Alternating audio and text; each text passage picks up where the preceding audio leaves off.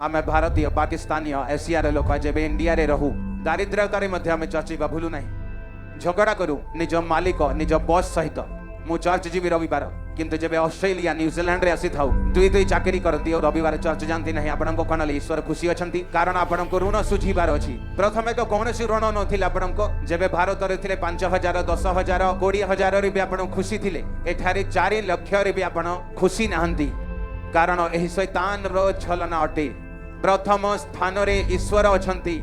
Car छोट करी neo किंतु ईश्वर आत्मिक जीवन वृद्धि करी नियो खुशी रे रहबो तुम माने जदि ईश्वर को पई संघर्ष करिबा नहीं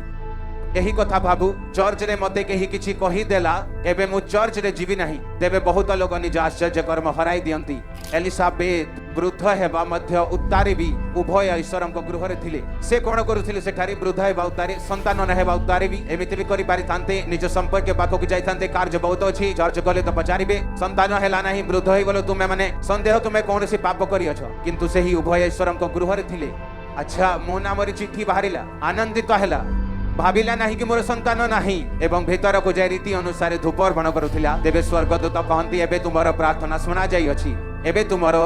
स्त्री जेउ बिंध्या अटंती वृद्धावस्था से पुत्र जन्म देबी एवं से जोहन बाप्तिजक तैयारी हेबो एवं ईश्वर पथ प्रस्तुत करिबो आमीन उच्च स्वर रे दरकार चर्च।